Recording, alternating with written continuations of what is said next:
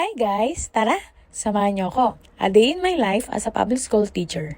Antok na antok pa nga ako pero kailangan natin gumising ng maaga.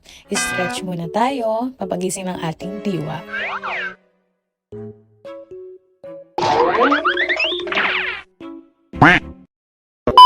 Sa wakas, nakatapos din sa paliligo after ng maraming seremonya. 1 hour nga pala inep na sa pag-prepare ng aking sarili at minsan naman, kapag kinulang ng time sa tricycle na ako nagsusuklay and everything. Siyempre, I'll make sure na gabi pa lang naayos ko ng mga kailangan ko at gagamitin sa school. Kagaya ng pagpaplansya ng uniform, gagamitin kong lesson plan, PowerPoint, at kung may extra time pa, nagpapahid na ako ng konting makeup. Konti lang naman guys, yung skincare na kailangan natin for the goal. Let's go! A few moments later. Sa oras nga na ito ay medyo madilim pa talaga dahil morning shift nga ako. Before 6 a.m. kailangan na sa school ka na. Remember, bawal malate. Thank you so much nga pala sa aking papa dahil hatid sundo ako sa school everyday. So much appreciated talaga. Nakarating na nga ako guys sa school at konting detasyon tayo and ayan, maglalagay na nga ako ng lipstick. So syempre kailangan presentable tayo sa klase. Hindi lang naman ang pag-aayos ang kailangan. Mahalaga ring tandaan ang pinakamahalagang aspeto ay ang kahusayan sa pagtuturo at pagmamahal sa pagtulong sa pag-unlad ng ating mga mag-aaral. Ready na nga ako guys. Let's go!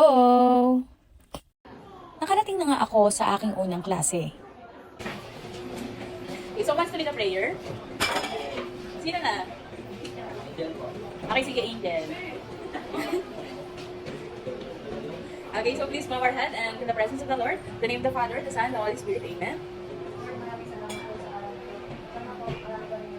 Pray muna tayo para meron tayong gabay sa lahat ng gagawin natin sa araw na ito. Amen. Okay, so before you take your seat, kindly pick up all your trash inside your bag. Okay, so may mga kalat pa ba? Okay, very good, no? Ang ABMC. So, talaman ko natin ang ABMC. Ang tinuturuan ko nga pala ay mga senior high school at ang subject nila sa akin ay Empowerment Technologies ngayong second semester. Kung hindi nyo pala na itatanong, ang aking major ay Social Science, pero ngayon ang tinuturo ko ay Empowerment Technologies. Siyempre, bilang isang guro, kailangan flexible ka, pwede ka ituro ang mga subject na ibibigay sa'yo, at dapat ay marunong ka mag-adjust upang masiguro na maabot ang mga mag-aaral sa iba't ibang paraan ng pagtuturo. At bukod nga dyan, nagtuturo din ako ngayon ng physical education. Kaya naman, naniniwala ako na learning is a continuous process. It's break time! Kape tayo guys! Marami nga nagtatanong bakit pinili ko ang pagiging isang guro. Marahil oo, mababaw ang tingin ng lipunan sa profesyon na ito. Ito ang aking pangarap.